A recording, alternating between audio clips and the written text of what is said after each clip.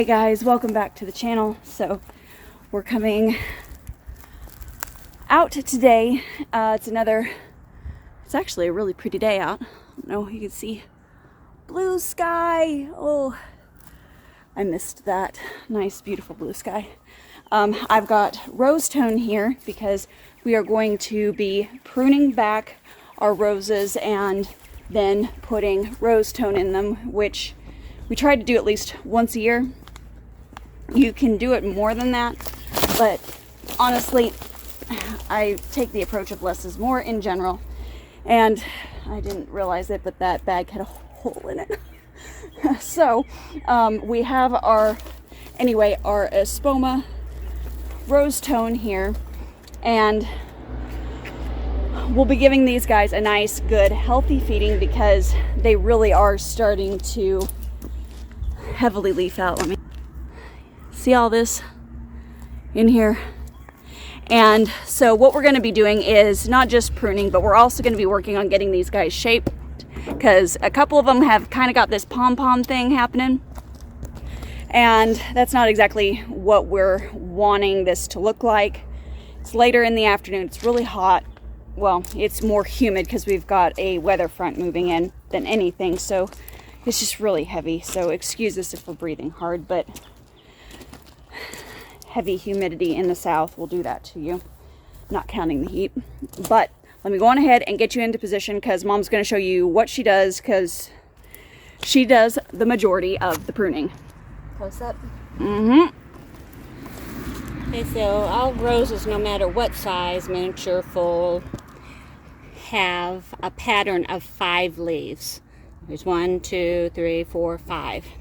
So the idea is when you're trimming to cut above those 5 leaves. Now, as you can see, not everything is leafed out, but if you look closely here where it's budding, there's 5 leaves going to be coming out right there. So even though I've got leaves here, to get this into a nice kind of rounded shape, I'm going to nip that off right above that new growth of 5 leaves.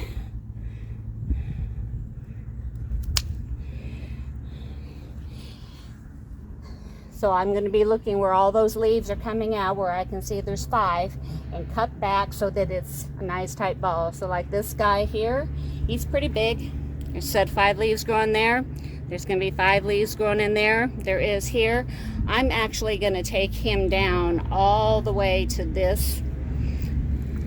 We do tend to be a little bit more aggressive with our roses, just so I can get the shape. Now these all look, if you can see, they're a different color. Doesn't mean they're dead. If you look closely, I see up against my glove, there's little buds there. There's little buds there. So same concept, there's buds there. I'm going to cut right above those buds, and you can see that it's still alive. The inside of the stem is nice and green. So now here we have a different situation. We have this branch where there's obviously going to be 5 leaves. This stem looks like it's going to have a lot of 5 leaves. So I either am going to have to sacrifice both of these and cut it down where the next set is, or just tip it. So for this spring, I think I'm just going to tip it to this set of leaves, because I want to fill this side of the bush out, because if you notice, there's not as many leaves, branches coming out here as there are here and here. So if I don't take it all the way down, it'll allow it to kind of fill in some. So I'm just going to tip this one and let it do its thing. Now this one does look a little drier than these. You can see this was green, so it's still alive. I've got buds here coming, buds here coming, buds here coming. But this one's kind of wild looking, so I'm not sure. If you look down in here, I've got a whole new branch coming in here, so it will start filling in here.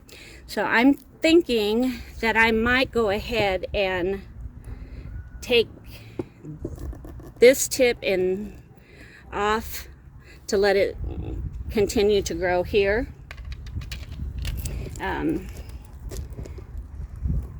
This one I think I'm actually going to tip down to this cluster of leaves here.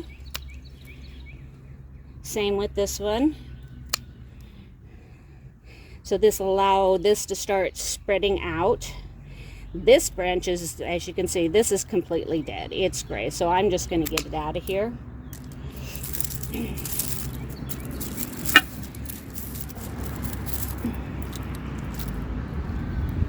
Now this branch looks dead here, but it's got a branch here that is not dead. So what I'll do is just get rid of the dead part, which will allow all the energy to come into this stem here. Now this one's getting kind of crowded looking here. So I think I am going to actually take this whole tip. So I'm going to come down to this set of leaves here and allow it to bush. This, you can see there had been a cut here at one point and it's dead, and we've got new growth coming off of there, which we want. This is new here, but you see at some point these are going to cross and we're not going to have good airflow, and I'm not sure what this little white stuff is, but I'm wondering if it's eggs of some sort.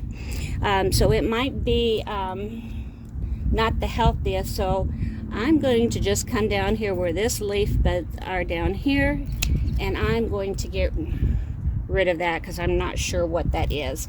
But we don't want anything that looks diseased. And after trimming this, we'll go on ahead and we'll alcohol our nips so that we don't spread whatever it is to the other plants. Yeah, before we cut the other roses.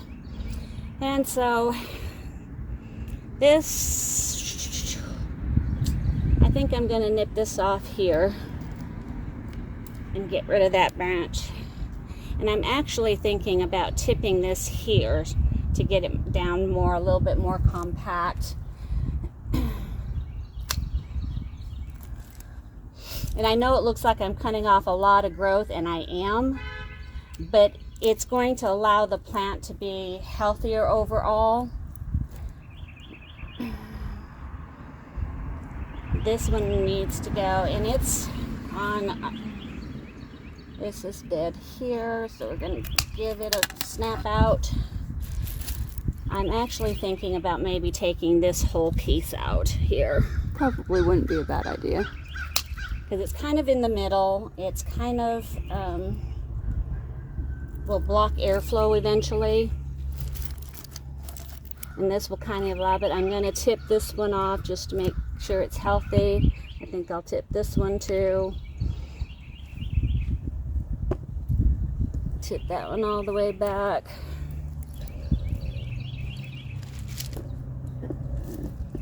This one, I think I'm going to take this back to here. This one's kind of a more browny than green, so I'm going to, I think I'm going to take it back to this set of leaves that's coming up here. And same with this, I think I'm going to take this down.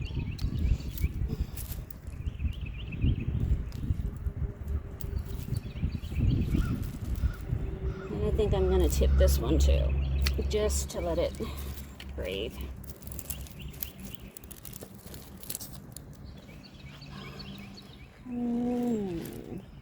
I think I'm going to actually take this off. You see how it's starting to get a more rounded kind of shape, and it's going to, where those cuts are, it's going to encourage it to grow in that direction. So I think this is going to be good for right now. I can prune a little bit later if it looks like some things are dying or too crowded, but this should encourage some good growth and a more pleasing shape for us. So we've got 3 more to go.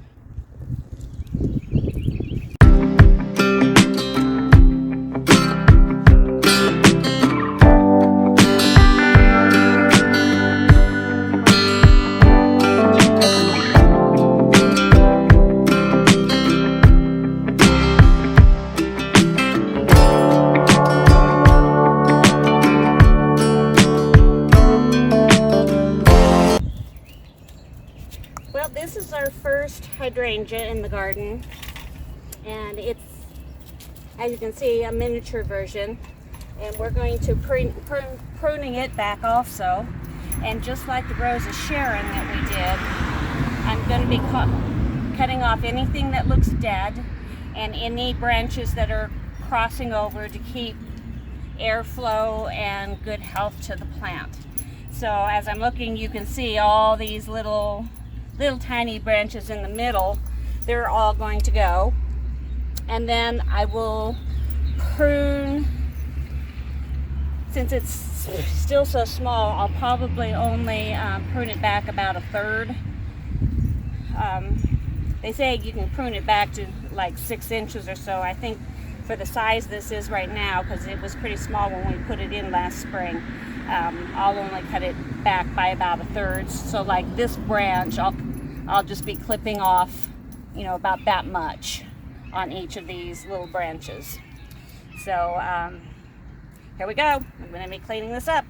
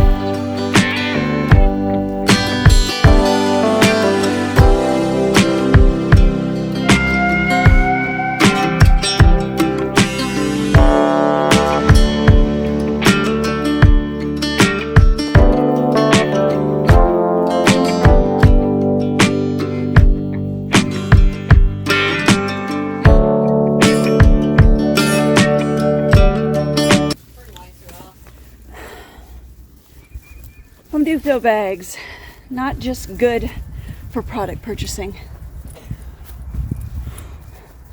Hey, use what you got, guys. So I'll put this back in the greenhouse until next year. And we will probably be looking at getting a small container for it by itself. But we have all of our roses all nice, happy, and fed and trimmed for the year. So hope you guys enjoyed this video, and we will see you guys on the next one. As always, keep it simple, natural, and essential. Bye, guys.